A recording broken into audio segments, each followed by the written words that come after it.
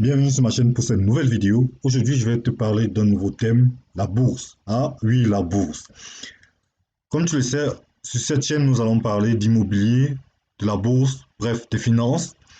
Alors, si tu veux t'instruire, si tu veux apprendre dans ces différents domaines, alors n'hésite pas à t'abonner déjà et de cliquer la cloche de notification pour pouvoir recevoir des messages lorsque je ferai de nouvelles vidéos. Alors, aujourd'hui, je vais parler de la bourse. Je pense que c'est un thème presque méconnu de la majorité des gens, des personnes, et je pense que ça mériterait plus d'attention parce que de façon inconsciente, nous participons à l'agrandissement de ces différentes firmes, de ces différentes compagnies dont on utilise les produits. Alors, je pense que si tu veux connaître davantage, avoir gagné des informations, glaner des informations sur la bourse et tout ce que ça comporte, les différents éléments que ça comporte. Alors reste jusqu'à la fin de cette vidéo et on se retrouve après le jingle.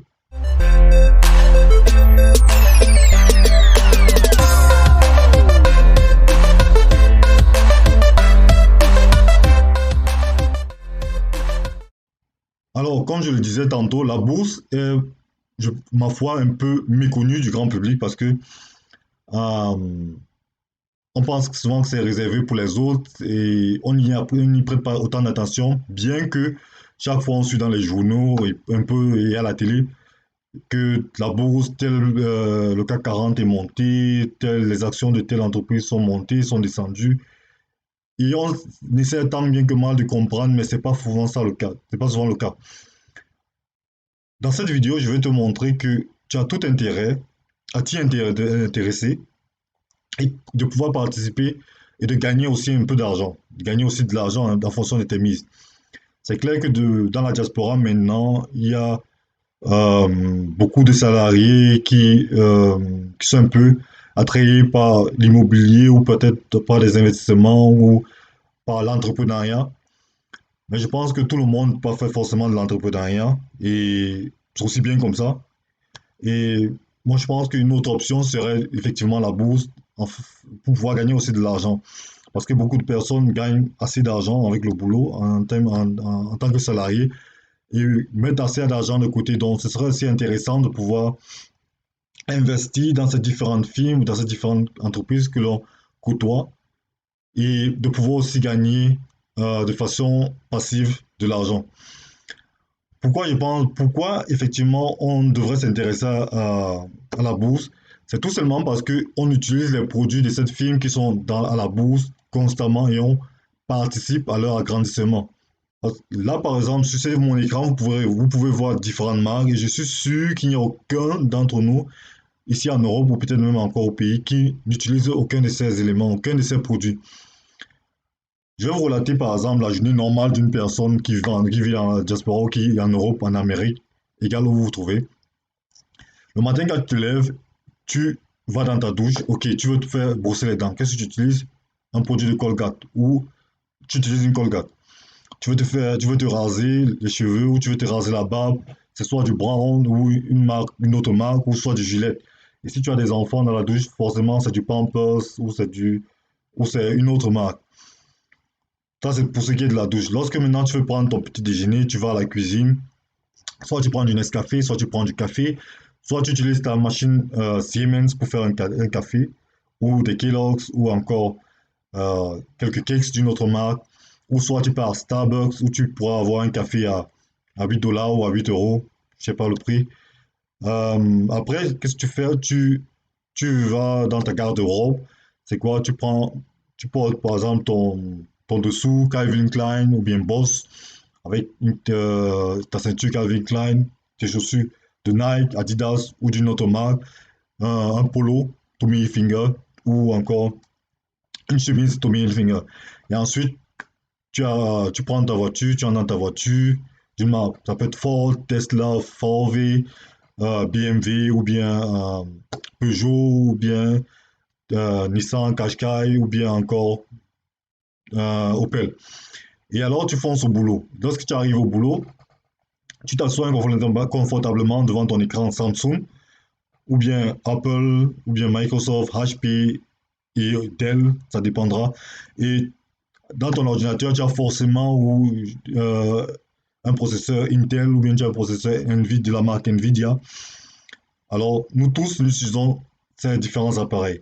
Et lorsque l'après-midi arrive, ok, tu pars où pour le repas de midi, tu vas peut-être dans un McDo, ou tu commandes du McDo, ou bien tu prends du Coca-Cola, ou des chips, ou tu pars à Edeka, ou encore Aldi, en fonction de là où tu te trouves. Et tu payes avec quoi? Tu payes avec soit PayPal, soit avec Mastercard, soit avec Visa Card, soit avec un Giroconto. Et le soir, lorsque tu arrives chez toi, tu es sur ton fauteuil, qu'est-ce que tu regardes? Tu regardes Netflix, tu es sur les réseaux sociaux, tu es sur Facebook, Facebook, WhatsApp, Instagram, ou bien en soirée quand tu es avec tes enfants pour les divertir, c'est quoi? C'est du Disney, tu utilises par exemple une PlayStation Sony, tu utilises... En fait, tous ces éléments, tous ces produits, nous les utilisons.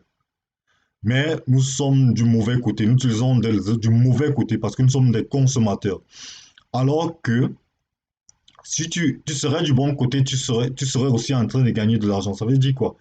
Lorsqu'on part faire des achats, lorsque par exemple des femmes partent faire des achats, achètent par exemple un leggings à 150, Nike à 150 euros ou achètent par exemple, où tu arrives dans un store Apple, tu achètes un nouveau Apple ou iPhone 13 à 1000, 2000 euros. Ou lorsque tu achètes ces différents produits, les investisseurs gagnent forcément de l'argent. Et lorsqu'Apple sort de nouveaux produits et que tout 1 million et lorsqu'Apple a peut-être 1 million de ventes, forcément, ils font beaucoup de gains et les investisseurs gagnent aussi. Donc ça veut dire quoi? Tu contribues en achetant leurs produits à ce qu'ils grandissent, mais tu ne gagnes rien de tout ça, de ces gains-là. Donc ce que je te propose, c'est quoi? C'est que connaissant ces produits, tu as tout intérêt aussi à te mettre de l'autre côté de la barrière, c'est-à-dire devenir investisseur, choisir une firme ou une compagnie dans laquelle tu pourras investir, et lorsqu'ils sortent des produits et lorsqu'ils grandissent avec le temps, alors toi-même, ton portfolio, ton argent grandit aussi. C'est-à-dire ne pas seulement utiliser et faire gagner, mais utiliser et gagner aussi. Ça en fait, c'est ce que je veux vous faire comprendre au travers de cette vidéo. Mais qu'est-ce que la bourse en fait? Qu'est-ce que la bourse? Qu'est-ce qu'une action? Qu'est-ce qu'une action en fait? Une action n'est qu'une partie d'une compagnie en fait. Parce que lorsqu'une compagnie veut aller entrer en bourse, elle va devant une banque qui essaie d'évaluer à combien vaut la compagnie et commence à diviser la compagnie en plusieurs, en pourcentages, en plusieurs petites parties. Et 1% par exemple de la compagnie représente 1% quoi, des meubles, 1% des patentes de la compagnie, 1% de tous les éléments qui constituent de la compagnie, c'est-à-dire les meubles, les structures en soi, les éléments achetés, tout ce qui entre dans la compagnie, 1% de cette compagnie, en termes d'action, représente 1% de la compagnie. Et le fait de pourquoi aller en bourse? Aller en bourse, c'est l'avantage, c'est quoi? C'est que, un, tu as beaucoup d'investisseurs, c'est-à-dire que le capital augmente quand tu es en bourse, tu as beaucoup d'investisseurs. De deux, si tu veux revendre la compagnie, il devient plus facile de revendre la compagnie parce que la bourse n'est rien qu'une place de commerce, une place de marché.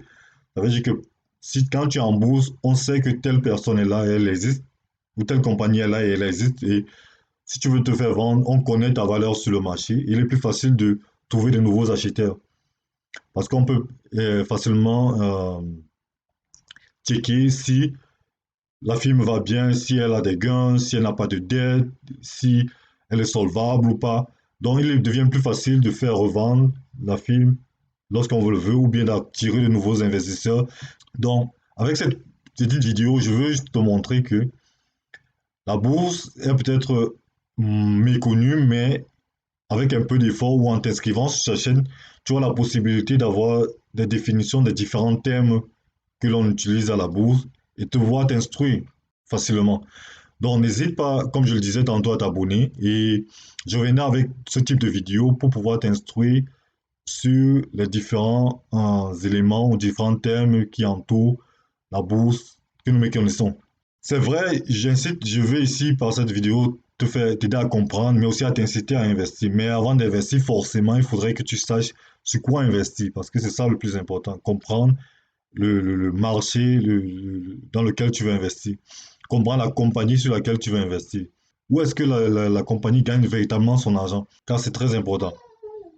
Par exemple, si je te dis que McDo, par exemple, c'est vrai qu'ils vendent le McDonald's, ils vendent des McDo, ils vendent des menus pour manger, mais ce n'est pas là qu'ils font le plus gros de leur capital, parce qu'en fait, le gros de leur capital, c'est l'achat des immobiliers dans lesquels ils allouent leur franchise, en fait. Parce que si tu regardes bien, si tu fais tes recherches, tu comprendras que après l'Église, qui est le plus grand détenteur d'immobilier dans le monde, tu verras que c'est McDonald's qui vient en deuxième position.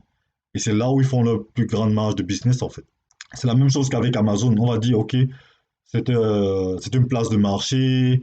Ils font le plus gros gain avec les entrepôts qu'ils font et tout. Mais le plus gros gain qu'ils font, c'est avec le data cloud.